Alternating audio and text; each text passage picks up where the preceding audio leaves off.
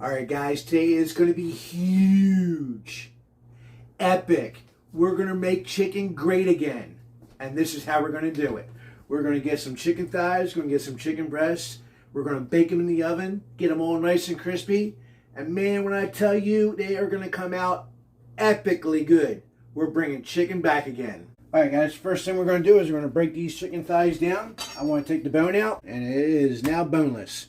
Get the rest of these done, back in a minute. Alright guys, now we got all the chicken thighs all deboned. Go ahead and take these chicken breasts, and all I want to do is just going to slice them right in half. Alright, now that we got all the chicken breasts and the chicken thighs, chicken breasts have been cut in half. Chicken thighs have been deboned. Put them all over here on the side. Get rid of this, and we'll go ahead and get our mix together. I'll show you what that looks like in a minute. Alright guys. First we're going to use as a dry ingredient, I have here 1 cup of flour and 1 cup of cornbread mix. To that I have salt, onion powder, garlic powder, pepper, and paprika. I'll leave everything in the description below on all the amounts. Go ahead and just dump them right in. Give that a good mixing through. Put that to the side. So we're going to need 3 cackleberries, hen fruit, eggs, 3 eggs. To that, I am adding about an 1/8 cup of milk. And we're just going to mix it right on in. And that's our wet ingredient. Get yourself a baking plate and some parchment paper.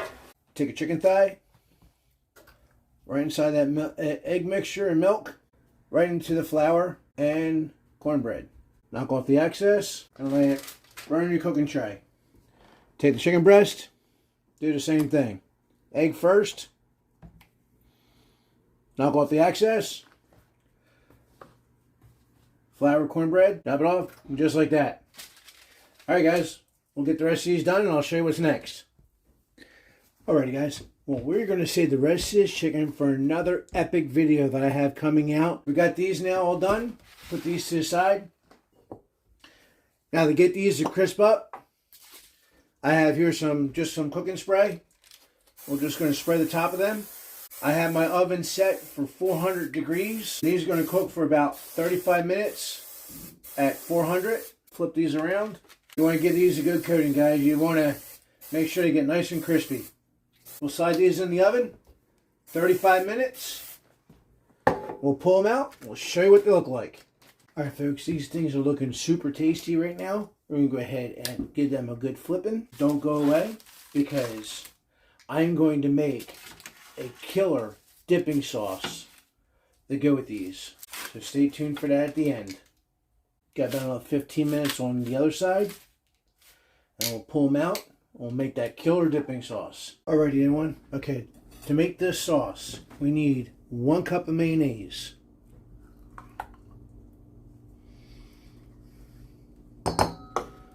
To that, I need about a 1/2 cup of yellow mustard.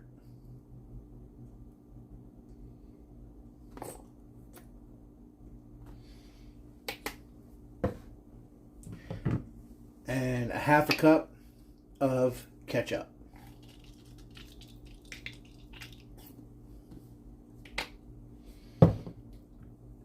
And a little bit of zesty horseradish sauce. Now, the more you put in there, the zestier it's going to be.